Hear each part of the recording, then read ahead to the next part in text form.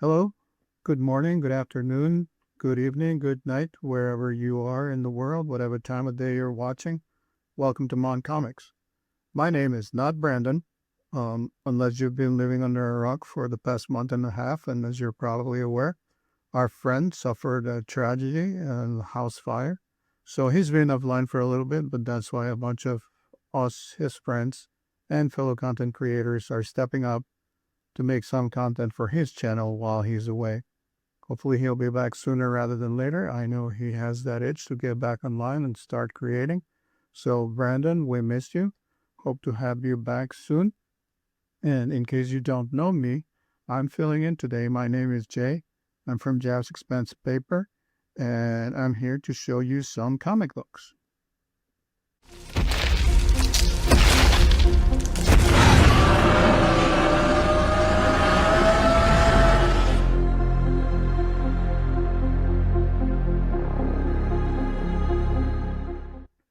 All right.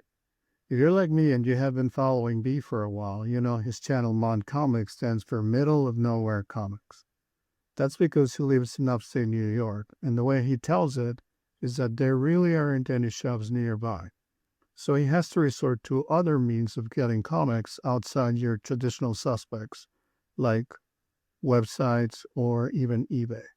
So today, even though I am not in the middle of nowhere, I am going to showcase some books that I got from different sellers outside my LCS.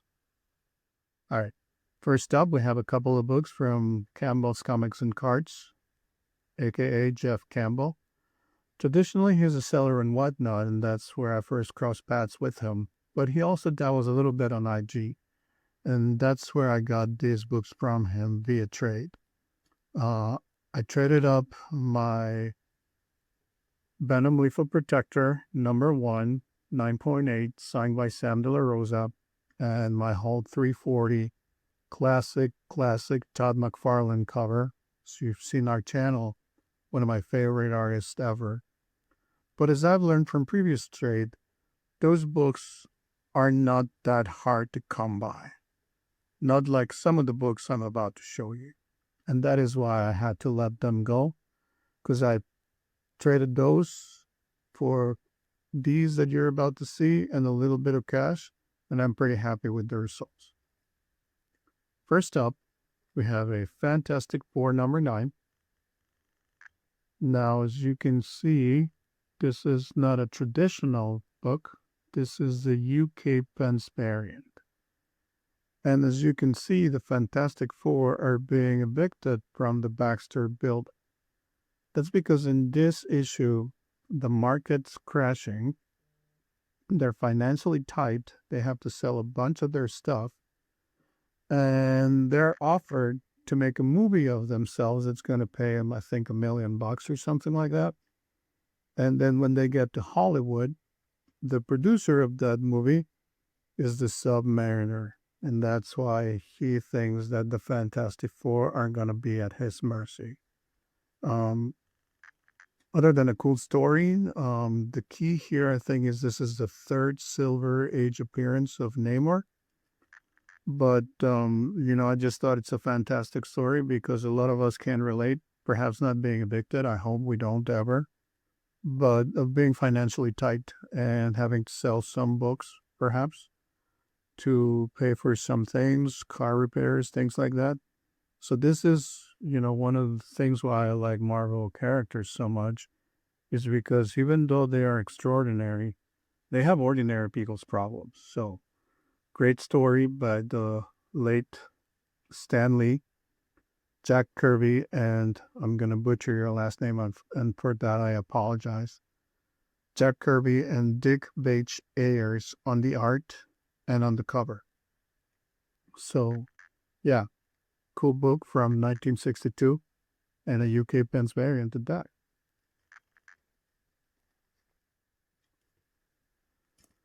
Next up, another wrap-up book, Fantastic Four #14. This is from February of 1963 with, again, the great Stan the Man Lee in the story, Jack Kirby and Dick, I apologize again, Dick Bache Ayers on the art, and a legendary duo of Steve Ditko and Jack Kirby on the cover.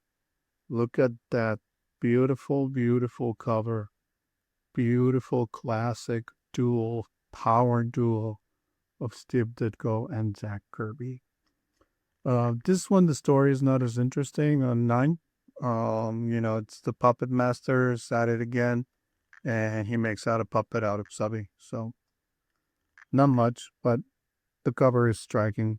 I always like Jack Kirby and Steve Ditko on covers. Love their art, and I think that's who gave the heroes we know their look. So, couple of FFs. Thank you, Jeff. Appreciate you. I might hit you up to try to get the books I gave you eventually. If you haven't sold them, hopefully you have and make some money out of it. But Jeff Campbell at Campbell's Comics and Cards. All right. Next up, we have a couple of slabs. These are more traditional in the sense that I got them from Whatnot. But if you don't know Kalen from Kalen's Collectibles, you definitely have to follow him. Guy has some killer books, some fire he puts out every week. It's all slabs, and it all starts out at $1. Every single auction, every single slab, no matter the grade, starts at $1. So if you are not following him, definitely follow him. But don't come at me later on when you spend hundreds of dollars on his show because his prices and his slabs are just killer. So without further ado, let's jump into what I got from Kalen's Collectibles and Whatnot. All right. First up is a Fantastic Four 178 in a 9.4. The story is by Roy Thomas with the legendary George Perez and Dave Hunt on the art and John Romita and Joe Sino on the cover. There's nothing super remarkable about this book. It's not a key other than the fact that, of course we have George Perez on the cover, but the former presidents, Gerald Ford, Jimmy Carter, and Ronald Reagan make a cameo in this issue. The book is from January of 1977. So the reason that I got this, aside from, how often do you find a 9.4 book from 1977, is that 1977 is the year of my birth. So I collect, I'm dating myself, but like some of us do, I collect comics that came out on my birth year. And what best way to celebrate my birth year than with my favorite superhero group, the Fantastic Four. All right. Next up, we have another slab from Kalen, another Fantastic Four. This is number 181 from April 1977, so the month right before I was born. This one is also a story by Roy Thomas, Ron Wilson, and Joe Sino in the art. And look at that cover. If you look at the thing, who comes to mind that drew this? You're thinking the king? You're absolutely right. None other than the legendary Jack Kirby and Joe Sino on the cover. Look at that. Isn't that beautiful? And again, how often do you find books that are 40 years old? Longer than that, I didn't want to get to the real age because, in a 9.4. Doesn't happen very often. Thank you, Kalen. Really appreciate the deals. And again, if you're not following him and whatnot, you definitely should, because I'm sure he's going to have some things that you're going to love. And like I said, just don't come after me for your wallet, because he puts out some killer deals. Give him a follow and whatnot. Kalen's Collectibles. All right. And last but not least, we have a modern book that I got from Atlastcomix. Shout out to Frank, Ryan, and Chef. Great guys. If you don't follow them already, give them a follow on IG, because they have some killer sellers on their streams. And sometimes it's just not them selling comic books, but selling rebooks. Take a look at that beauty. This is Venom, Black, White, and Blood, #1. The variant cover is by Young Yang, and he did this on the live stream. So I got to watch him make a killer remark for me as he was streaming, and they were selling these books, all for a killer price. I don't think this is a key. I think this just collects some stories from the Bennett symbiote and throughout its history. But I mean, come on, look at that. Look at that beautiful cover. Isn't that gorgeous? And then the remark.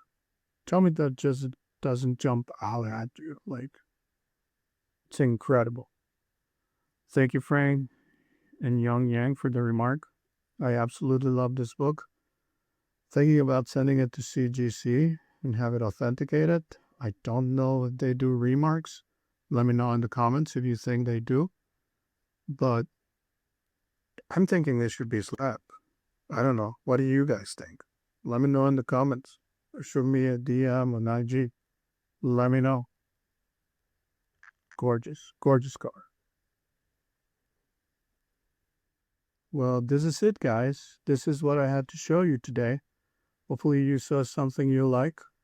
B, we love you. We hope that you're back with us very, very soon, making contact and showing comic books and talking nerdy to us. We miss you. We love you and can't wait to have you back. If you don't follow MON Comics, please give a like, subscribe, and turn on the notifications for when videos come up. It's going to help Brenda immensely, and we're going to be eternally grateful. And with that, I'll see you on the next issue.